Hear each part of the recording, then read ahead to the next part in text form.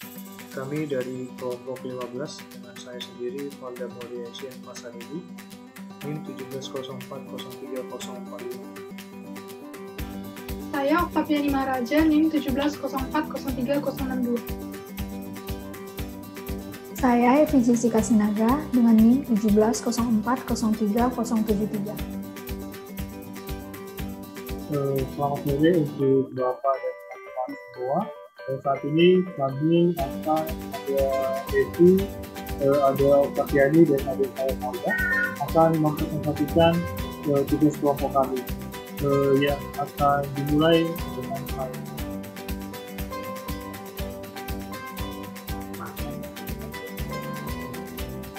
Baik untuk Bapak dan teman-teman sekalian, di sini saya akan mempresentasikan tentang analisis laporan keuangan perusahaan. Perkenalkan sebelumnya, kembali nama saya Valda Moriasian Pasaribu, NIM 1704035045. Nah, berikut ini adalah outline yang akan kita bahas dalam presentasi ini.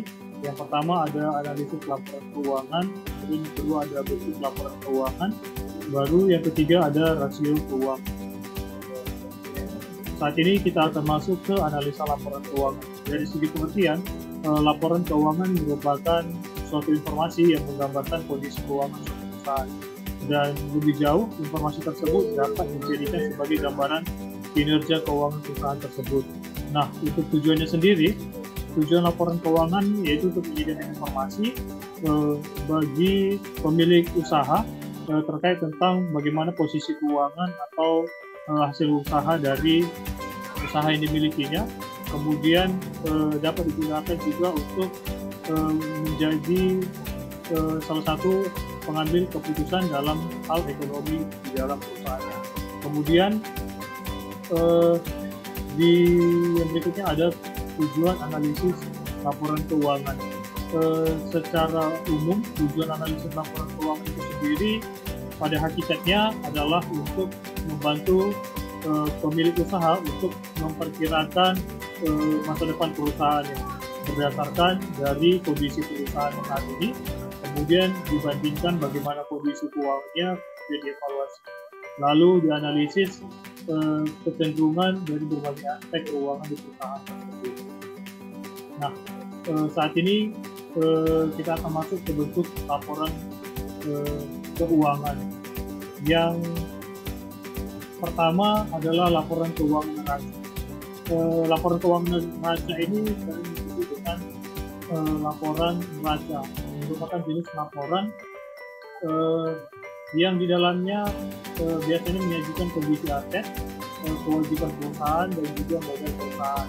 Nah, dari segi aset atau aktiva dapat diartikan sebagai harta atau kekayaan yang dimiliki oleh perusahaan. Nah, untuk aktiva terdiri dari 5 jenis aktiva. Yang pertama ada aktiva lancar, kemudian investasi, lalu aktiva tetap, dan aktiva tidak berwujud atau aktiva lain-lain. Yang pertama adalah aktiva lancar. Nah, untuk aktiva lancar merupakan semua jenis aktiva yang bisa dijadikan atau ditukarkan menjadi uang dalam jangka waktu yang cukup pendek. Nah, dari contohnya itu ada kas, kemudian surat berharga, dan juga emas batangan, dan juga yang lain-lain. Lalu ada aktiva investasi. Aktiva ini merupakan harta perusahaan yang diinvestasikan pada produk investasi yang digunakan untuk memperoleh keuntungan bagi perusahaan. Contohnya adalah investasi di dalam saham, obligasi, dan juga reksadana. Kemudian aktiva tetap.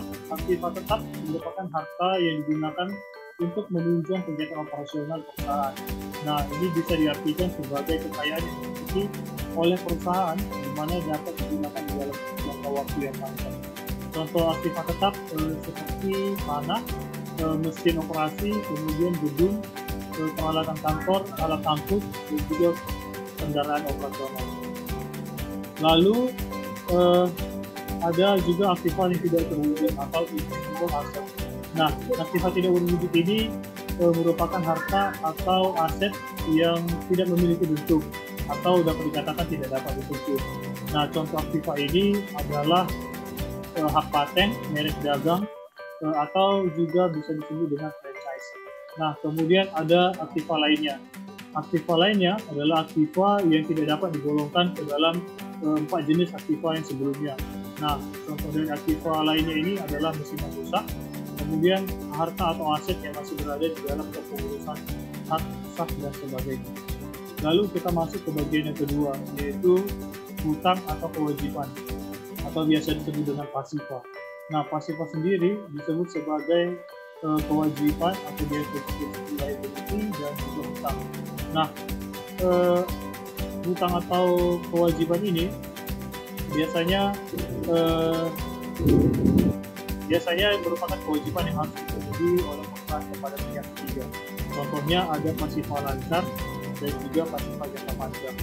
Nah, untuk pasifa lancar atau bisa disebut juga dengan pasifa jangka pendek, ini adalah hutang yang harus dibayar atau dilunasi perusahaan dalam jangka waktu yang pendek, biasanya dalam jangka waktu 1 tahun.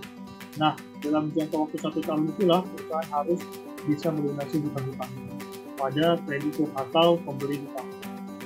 Nah, kalau untuk contohnya ada hutang dagang, hutang pajak, dan hutang wesel dan juga lain sebagainya. Kemudian ada yang kedua adalah pasifa jangka panjang. Pasifa jangka panjang atau hutang jangka panjang ini merupakan kewajiban dari perusahaan yang bisa dibayar dalam jangka waktu yang panjang atau dalam kurun waktu lebih dari 1 tahun. Nah, pembayaran aktiva jangka panjang ini dapat berupa hutang obligasi atau bond payable dan juga hipotek dan lain sebagainya. Kemudian bentuk laporan yang kedua adalah laporan rugi laba. Nah, laporan rugi laba adalah laporan yang memberikan informasi tentang komposisi keuangan, penjualan, harga pokok, dan biaya-biaya perusahaan selama satu periode tertentu. Nah, jadi melalui laporan rugi laba ini dapat diketahui jumlah keuntungan yang diperoleh perusahaan atau kerugian yang dialami perusahaan tersebut selama dalam kurun waktu periode tertentu. Nah, untuk bentuknya sendiri, yang pertama itu ada bentuk single step. Nah, bentuk single step ini merupakan gabungan dari jumlah seluruh penghasilan, baik yang operasional maupun non-operasional, dijadikan satu, kemudian jumlah biaya pokok, baik yang juga operasional maupun non-operasional, dijadikan satu, kemudian dikurangkan. Nah, untuk jenisnya bisa dilihat di sebelah kanan atas. Berikut ini merupakan contoh laporan laba. Kemudian ada bentuk multiple step yang kedua. Bentuk ini secara garis besar dapat digambarkan sebagai laporan yang memberikan gambaran mulai dari pendapatan, kemudian harga pokok penjualan. Nah, dapat juga dihitung dengan menggunakan berikut. Pendapatan dikurang HPP atau harga pokok penjualan, itu disebut dengan harga laba kotor. Kemudian laba kotor dikurangkan biaya operasi, maka itulah yang disebut dengan laba atau rugi bersih. Nah, namun beberapa contoh laba kotor dapat juga dikurangi dengan pajak. Nah, itu seperti contoh perhitungan di bawah berikut. Jadi laba kotor dikurangi pajak terlebih dahulu, kemudian disebut dengan laba rugi setelah pajak. Nah, hasilnya itu nanti akan dikurangi dengan biaya operasional, barulah disebut dengan laba atau rugi bersih. Untuk contohnya dapat dilihat di sebelah kanan atas. Lalu bentuk laporan yang ketiga adalah laporan arus kas. Nah, laporan keuangan arus kas ini adalah laporan yang berisikan informasi tentang penerimaan dan pengeluaran kas suatu perusahaan selama satu periode. Nah, hasilnya itu disajikan dalam bentuk cash flow. Itu dapat juga meliputi jumlah kas yang diterima seperti pendapatan tunai, investasi tunai dari pemilik, atau jumlah kas yang dikeluarkan oleh perusahaan. Bisa juga disebut dengan beban-beban atau biaya-biaya yang harus dikeluarkan seperti pembayaran hutang dan juga lain-lainnya. Contohnya dapat dilihat di kanan atas. Kemudian klasifikasi laporan arus kas. Nah, ada 3 klasifikasi dari laporan arus kas. Yang pertama, kas aktivitas operasi, kemudian kas aktivitas investasi, lalu kas aktivitas pendanaan. Nah, untuk kas aktivitas operasi, contohnya merupakan laporan yang disusun berdasarkan dari pembayaran pendapatan piutang, pembayaran gaji, dan pengelolaan operasional dan lain sebagainya. Atau dapat disebut dengan hal-hal yang berkaitan dengan operasi perusahaan. Kemudian kas investasi merupakan laporan keuangan yang berkaitan dengan investasi daripada perusahaan, baik itu yang aktivitas tetap ataupun aktivitas permanen. Nah, untuk aktivitas pendanaan itu merupakan laporan keuangan arus kas yang berhubungan dengan investasi pemilik, peminjaman dana, dan pengambilan uang oleh pemilik. Lalu rasio keuangan. Nah, di rasio keuangan yang pertama itu adalah rasio likuiditas. Rasio likuiditas itu merupakan rasio yang menggambarkan bagaimana kemampuan perusahaan dalam memenuhi kewajiban atau hutang perusahaan dalam jangka pendek.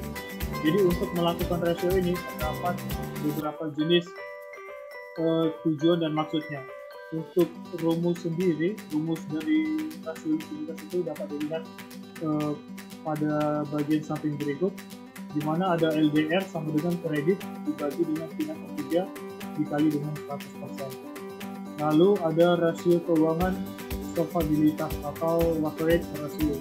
Rasio ini merupakan perbandingan yang digunakan untuk mengukur sejauh mana aktiva perusahaan dapat dibiayai dengan hutang.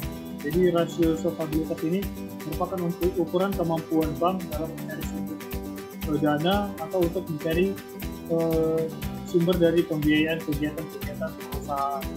Nah, salah satu contohnya adalah capital adequacy ratio atau disebut dengan CAR. Untuk rumus dari perhitungan CAR itu dapat dilihat di samping, di mana ada modal dibagi dengan ATMR dikali dengan 100%. Lalu ada rasio profitabilitas atau profitability ratio. Rasio profitabilitas ini merupakan rasio yang digunakan untuk menilai kemampuan perusahaan dalam mencari keuntungan. Nah, rasio profitabilitas ini dibagi dalam 3 bentuk. Yang pertama ada return on asset atau ROA. Untuk rumusnya dapat dihitung dengan rumus di atas. Kemudian ada return of equity atau ROE, dapat dihitung dengan rumus berikut. Kemudian ada biaya operasional terhadap pendapatan operasional atau disingkat dengan BOPO. Nah, dapat juga dihitung dengan rumus berikut. Oke, demikian presentasi dari saya untuk teman-teman. Untuk Evi dan juga Ani, jika ada yang ditanyakan atau butuh tanggapan, silakan. Baiklah Valda, saya ingin bertanya. Sebelumnya kan tadi ada dijelaskan mengenai klasifikasi laporan arus kas. Saya ingin bertanya, coba berikan contoh dari masing-masing klasifikasi laporan arus kas yang telah kamu paparkan sebelumnya. Terima kasih.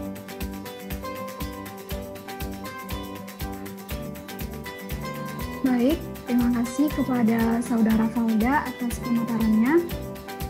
Saya ingin bertanya, dari ketiga jenis rasio keuangan, bagaimana menghitung rasio profitabilitas suatu perusahaan yang paling akurat dalam menunjukkan suatu perusahaan dalam mencari keuntungan? Terima kasih. Oke, baik, terima kasih untuk tanggapan dari Saudara Kasyani. Jadi pertanyaan dari Kasyani yang pertama adalah untuk bagaimana contoh dari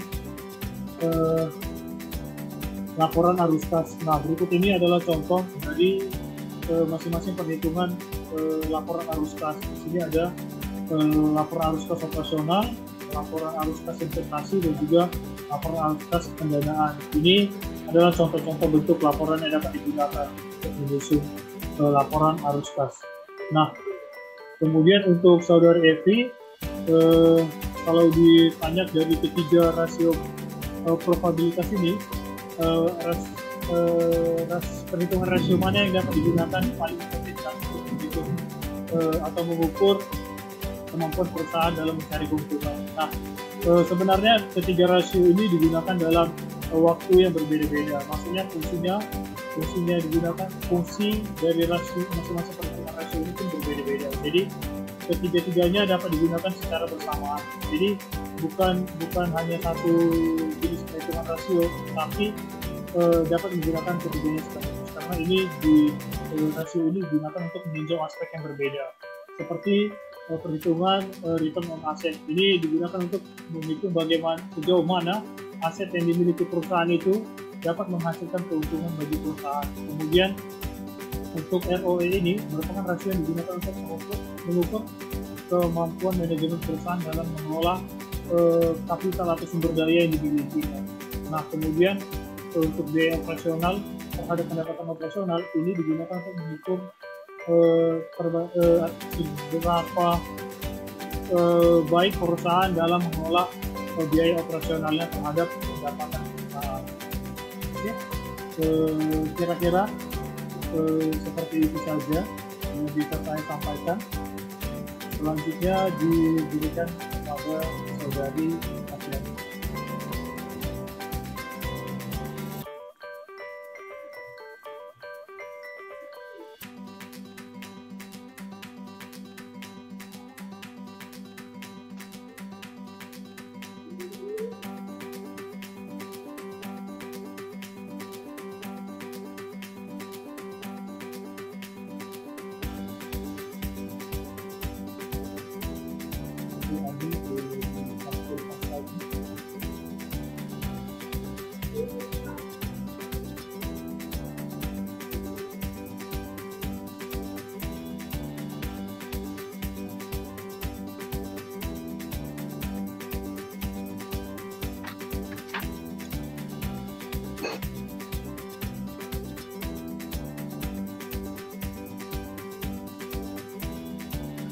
Baiklah, selanjutnya saya Octaviani Maraja, NIM 17040306. Saya akan memaparkan sedikit mengenai materi manajemen keuangan, yaitu analisis laporan keuangan. Yang pertama, pengertian laporan keuangan. Laporan keuangan adalah catatan informasi keuangan suatu perusahaan pada suatu periode akuntansi yang dapat digunakan untuk menggambarkan kinerja perusahaan tersebut. Nah, tujuan laporan keuangan yang pertama menyediakan informasi yang menyangkut posisi keuangan, kinerja, serta perubahan posisi keuangan. Terus yang kedua, memberikan informasi keuangan yang mencakup perubahan dari unsur-unsur laporan keuangan. Yang ketiga, memberikan informasi berguna bagi investor dan kreditor. Serta yang terakhir, menyajikan posisi keuangan, hasil usaha, dan perubahan posisi keuangan lainnya secara wajib. Terdapat beberapa bentuk laporan keuangan. Yang pertama adalah neraca. Neraca merupakan laporan keuangan yang menunjukkan posisi dan informasi keuangan sebuah perusahaan. Dalam laporan neraca biasanya mengandung informasi tentang aset, kewajiban, dan modal perusahaan. Adapun pedoman persamaan akuntansi yang digunakan adalah aset sama dengan kewajiban ditambah modal. Sedangkan bentuk laporan keuangan yang kedua adalah laporan laba rugi. Laporan laba rugi adalah berkas yang di dalamnya berisi data-data pemasukan dan pengeluaran perusahaan. Laporan laba rugi dibedakan menjadi dua, yaitu single step dan multiple step. Laporan laba rugi single step ini biasanya hanya menyajikan satu persamaan, yaitu penghasilan bersih sama dengan hasil dari pendapatan ditambah keuntungan dikurang dengan hasil beban ditambah kerugian. Sedangkan untuk laporan laba rugi multiple step itu biasanya memecah antara pendapatan operasional dan juga pendapatan non operasional. Yang ketiga adalah laporan arus kas. Di dalam laporan ini biasanya berisi data terkait arus keluar masuknya uang perusahaan dalam periode tertentu. Sedangkan tujuan laporan ini adalah untuk mengetahui perputaran keuangan sebelumnya. Laporan yang keempat adalah perubahan modal. Laporan perubahan modal berisi tentang data-data modal perusahaan. Biasanya laporan ini juga dibuat untuk periode tertentu. Sedangkan bentuk laporan keuangan yang kelima adalah catatan atas laporan keuangan. Nah, catatan ini biasanya tidak dimiliki oleh semua perusahaan karena tidak bersifat wajib. Biasanya yang perusahaan-perusahaan yang memiliki catatan ini adalah perusahaan-perusahaan yang berskala besar dan bersifat go publik. Baiklah, selanjutnya adalah rasio keuangan.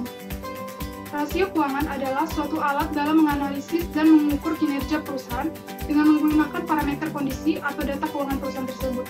Nah, data-datanya ini diambil dari laporan keuangan yang telah dijelaskan sebelumnya. Kegunaan dari rasio keuangan yang pertama adalah memberikan gambaran tentang sejarah perusahaan, yang kedua memberikan gambaran kepada investor dan kreditor tentang kondisi baik atau buruknya suatu perusahaan tersebut. Yang ketiga, dapat menentukan efisiensi kinerja dari manajer perusahaan. Yang keempat, memungkinkan manajer keuangan untuk meramalkan reaksi para calon investor. Yang kelima, dapat digunakan untuk membuat keputusan. Dan yang keenam, untuk menstandarkan ukuran penilaian perusahaan. Selanjutnya adalah jenis rasio keuangan. Yang pertama adalah rasio likuiditas. Rasio likuiditas digunakan untuk mengukur kemampuan perusahaan dalam membayar atau melunasi utang atau kewajiban dalam skala jangka pendek. Adapun beberapa ukuran rasio likuiditas, yang pertama adalah rasio lancar, digunakan untuk mengukur kemampuan perusahaan dalam menutup atau membayar kewajiban lancar dengan menggunakan aktiva lancarnya. Sedangkan yang kedua adalah rasio cepat, digunakan untuk mengukur kemampuan perusahaan dalam menutup atau membayar kewajiban lancar dengan menggunakan aktiva lancar tanpa memasukkan nilai persediaannya. Yang ketiga adalah rasio kas, digunakan untuk membandingkan antara kas dan aktiva lancar serta kas dengan kewajiban lancar. Jenis rasio keuangan yang kedua adalah rasio profitabilitas. Rasio ini digunakan untuk mengukur kemampuan perusahaan dalam menghasilkan keuntungan untuk perusahaan. Ada beberapa analisa yang digunakan. Yang pertama adalah margin laba kotor, yaitu membandingkan laba kotor dengan penjualan. Yang kedua, margin laba operasi, yaitu ukuran dari laba yang telah dikurangi dengan semua biaya, kecuali bunga dan pajak, akan dibagi dengan pendapatan. Tiga, margin laba bersih, digunakan untuk mengukur persentase atau rasio laba bersih setelah dikurangi bunga dan pajak. Sedangkan yang keempat, return on asset, digunakan untuk mengukur kemampuan perusahaan dalam menghasilkan laba dengan semua aktiva yang dimilikinya. Yang terakhir, return on investment digunakan untuk mengukur kemampuan perusahaan dalam menghasilkan laba terhadap investasi yang telah dikeluarkan. Jenis rasio keuangan yang ketiga adalah rasio solvabilitas. Rasio ini digunakan untuk mengukur kemampuan perusahaan dalam melunasi semua kewajibannya, baik kewajiban jangka panjang maupun jangka pendek. Berikut ini adalah beberapa analisa dalam mengukur rasio solvabilitas. Yang pertama, rasio hutang terhadap aktiva. Nah, digunakan untuk mengukur persentase besarnya dana yang berasal dari hutang, baik jangka pendek maupun jangka panjang. Yang kedua, rasio hutang terhadap ekuitas, digunakan untuk mengukur hutang yang dimiliki dengan modal sendiri. Jenis rasio keuangan yang terakhir adalah rasio aktivitas.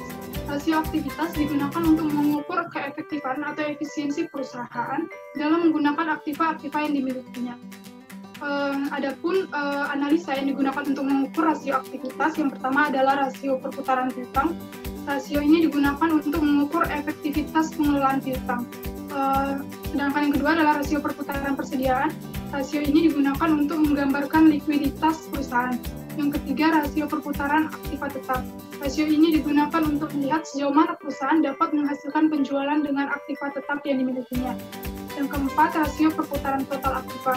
Hampir sama konsepnya dengan rasio perputaran aktiva tetap, tapi yang di sini yang dihitung adalah total keseluruhan dari aktivanya. Sekian presentasi dari saya. Apabila teman-teman ada yang kurang mengerti, dipersilakan untuk bertanya. Baik, terima kasih kepada Saudari Oktaviani. Saya mau bertanya, tadi di slide ada yang namanya laporan perubahan modal. Jika terjadi suatu perubahan modal, informasi apa saja yang dibutuhkan dalam membuat laporan perubahan modal tersebut, dan apa pengaruhnya terhadap laporan keuangan yang lainnya? Terima kasih. Oke, saya ingin bertanya kepada Saudari Andi. Apakah yang dimaksud dengan perputaran hutang dan bagaimana dampaknya terhadap keuangan perusahaan? Terima kasih. Baiklah, saya akan menjawab pertanyaan dari Evi Jessica terlebih dahulu. Untuk pertanyaannya, apabila terjadi suatu perubahan modal, kemudian informasi apa yang dibutuhkan untuk penyusunan laporan perubahan modal dan efeknya terhadap laporan keuangan lainnya. Adapun data-data informasi yang dibutuhkan untuk mengisi laporan perubahan modal, yang pertama adalah data modal awal, yang kedua adalah laporan laba rugi, yang ketiga adalah data investasi tambahan dan pemodalan tambahan, Yang keempat adalah data brief. Data brief ini adalah data yang menunjukkan seberapa besar pengambilan yang telah dilakukan oleh pemilik perusahaan. Sedangkan untuk pengaruhnya terhadap laporan keuangan lainnya itu efeknya terdapat pada laporan keuangan seperti arus kas dan juga neraca yang menunjukkan adanya pengurangan atau penambahan modal karena akibat adanya perubahan modal. Sedangkan untuk Saudara Valda, saya akan menjawab pertanyaannya. Pertanyaannya adalah maksud dari perputaran piutang dan dampaknya terhadap keuangan perusahaan. Untuk ini, perputaran piutang adalah usaha untuk mengukur seberapa sering piutang usaha berubah menjadi kas dalam satu periode tersebut. Nah, untuk pengaruhnya, tinggi rendahnya perputaran piutang ini akan memberi pengaruh terhadap besar kecilnya modal yang diinvestasikan dalam piutang. Jadi makin cepat perputarannya berarti makin pendek waktu terikatnya modal dalam piutang. Sekian jawaban dari saya. Selanjutnya akan dipresentasikan oleh Emi Jessica Sinaga.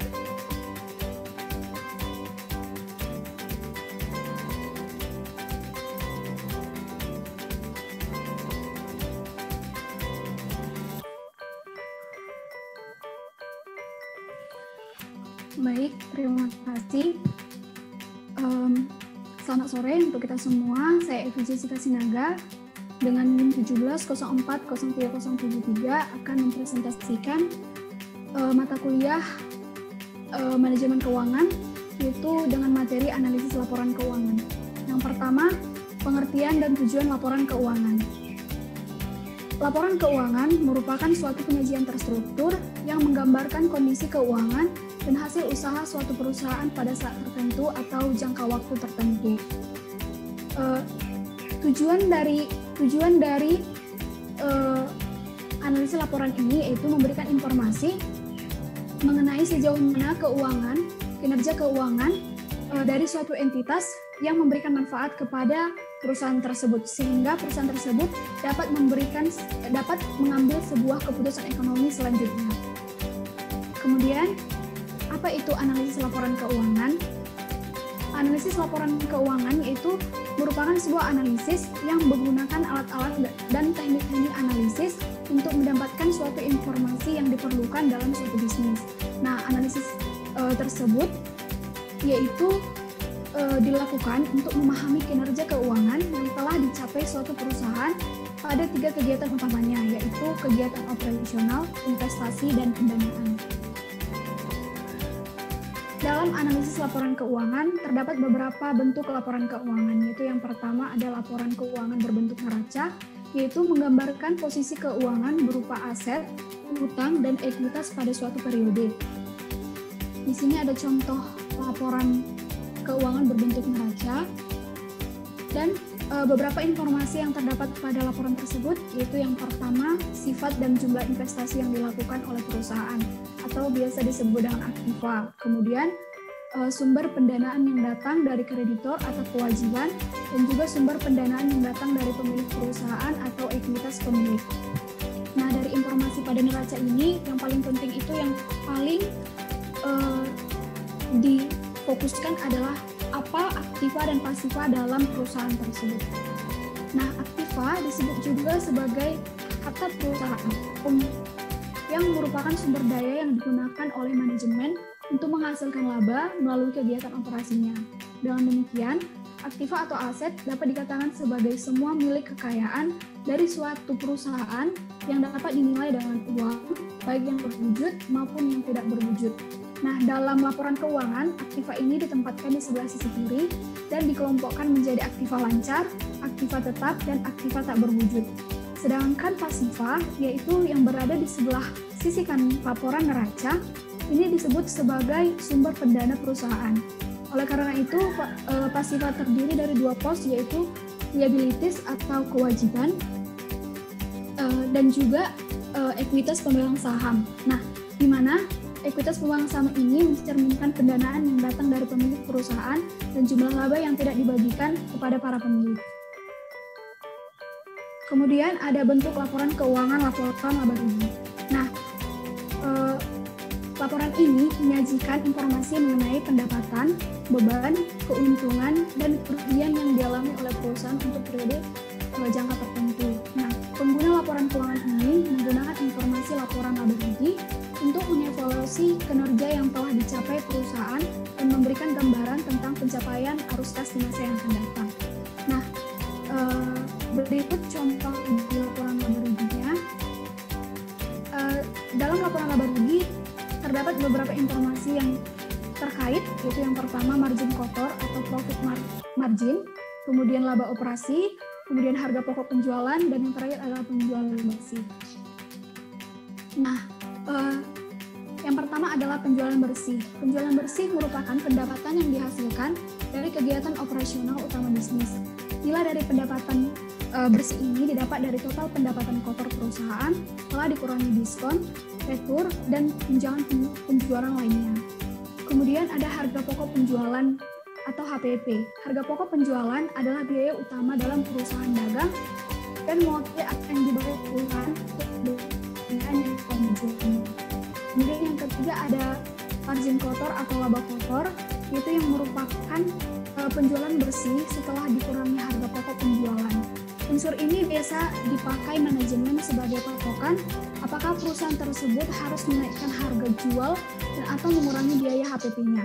Nah, yang keempat ada biaya atau pengeluaran operasional. Biaya atau pengeluaran operasional ini merupakan segala pengeluaran di luar biaya harga pokok penjualan yang terjadi untuk menjalankan aktivitas normal perusahaan. Kemudian ada bentuk laporan keuangan, yaitu laporan arus kas. Nah, karena adanya kebutuhan untuk tersedianya informasi tentang arus kas, maka perusahaan diharuskan menyajikan laporan arus kas sebagai pelengkap informasi yang disajikan oleh laporan laba rugi. Nah, ini dalam artian sebagai penyambung dari laporan laba rugi suatu perusahaan. Nah, beberapa informasi yang di dalam adalah arus kas dari aktivitas operasi, arus kas dari aktivitas investasi, dan arus kas dari aktivitas pendanaan. Arus kas dari kegiatan usaha yaitu atau maupun pengeluaran yang berasal dari kegiatan usaha. Klasifikasikan dalam kelompok ini tercermin dari laporan laba rugi perusahaan. Contohnya penerimaan uang dari pelanggan, pengeluaran uang untuk membayar utang dan gaji, penerimaan dividen, dan penerimaan bunga dan pelunasan pajak. Kemudian arus kas dari kegiatan investasi. Nah, arus kas ini baik pemasukan maupun pengeluaran yang berasal dari kegiatan investasi. Kegiatan yang dikategorikan ke dalam kelompok investasi yaitu piutang perusahaan dengan entitas lainnya, seperti pembelian mesin baru dan penjualan mesin lama. Kemudian arus kas dari kegiatan pendanaan. Arus kas atau kas yang berasal dari kegiatan pendanaan perusahaan ini bisa contohnya penjualan obligasi, emisi saham, pembayaran dividen, dan pesan kredit dari bank. Berikut merupakan contoh dari laporan arus kas. Kemudian selanjutnya ada yang namanya rasio keuangan. Rasio keuangan merupakan alat analisis untuk menjelaskan hubungan tertentu antara elemen yang satu dengan elemen yang lainnya dalam suatu laporan keuangan. Nah, analisis rasio keuangan merupakan salah satu teknik dalam analisis laporan keuangan untuk menilai kinerja keuangan suatu perusahaan dengan menghubungkan berbagai perkiraan yang terdapat pada laporan keuangan dalam bentuk rasio keuangan yang menjelaskan kepada penganalisis mengenai keadaan atau posisi keuangan suatu perusahaan.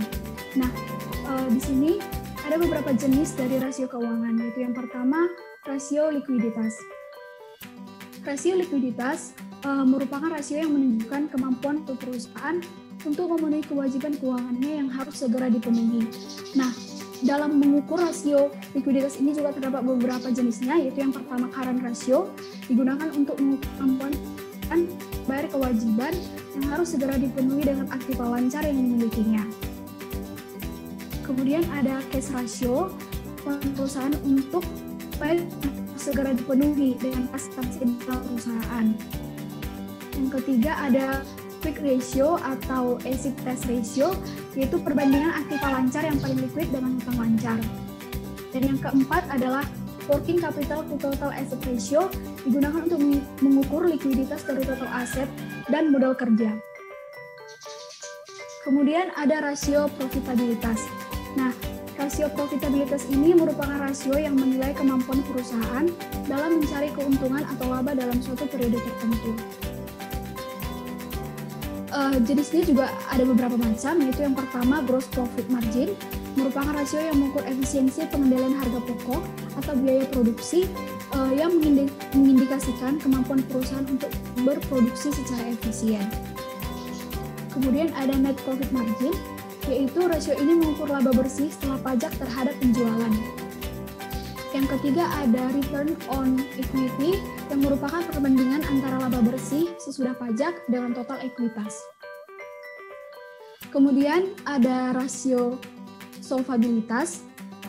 Rasio ini menunjukkan sejauh mana aktiva perusahaan dibiayai dengan utang. Suatu perusahaan dikatakan solvable apabila perusahaan mempunyai aktiva yang cukup untuk membayar semua utangnya. Sebaliknya, apabila jumlah aktiva tidak cukup atau lebih kecil dari jumlah utangnya, berarti perusahaan tersebut bisa dikatakan insolvable. Jenis dari rasio ini juga ada debt to equity ratio. Nah, rasio ini merupakan rasio yang digunakan untuk menilai utang dengan ekuitas. Nah, rasio ini berguna untuk mengetahui jumlah dana yang disediakan peminjam atau kreditor dengan pemilik perusahaan. Sekian presentasi dari saya. Apabila ada pertanyaan atau tanggapan, saya persilahkan.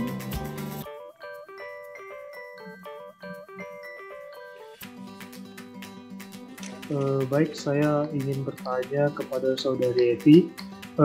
Kira-kira apa yang dimaksud dengan laba yang diperhitungkan dengan menggunakan basis akrual?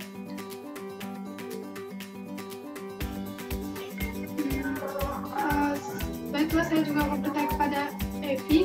Pertanyaannya sebelumnya kan ada disebutkan quick ratio itu adalah perbandingan aktiva Lansar yang paling liquid dengan hutang Lansar. Maksudnya aktiva Lansar yang paling liquid itu apa ya? Terima kasih. Baik, terima kasih atas pertanyaannya. Yang pertama saya ingin menjawab pertanyaan dari Saudara Valda. Apa maksud dari laba diperhitungkan dengan menggunakan basis akrual? Nah, laba diperhitungkan dengan menggunakan basis akrual maksudnya adalah pencatatan terhadap laba didasarkan pada komponen-komponen basis akrual seperti piutang usaha, persediaan, kewajiban, dan beban penyusutan, sehingga perhitungan laba lebih akurat dibanding dengan perhitungan laba basis kas. Dan untuk pertanyaan Saudari Oktaviani, aktiva lancar yang paling liquid itu maksudnya adalah suatu aset atau aktiva yang dapat dikonversi menjadi uang tunai dengan mudah dan cepat, atau bisa dikatakan pencairannya tidak rumit. Contohnya ada tabungan, investasi tertentu seperti reksadana, saham, dan juga deposit. Terima kasih.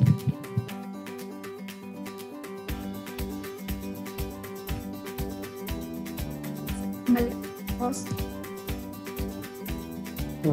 Baik, demikian presentasi dari kami. Semoga dapat menambah pengetahuan bagi teman-teman sekalian. Terima kasih.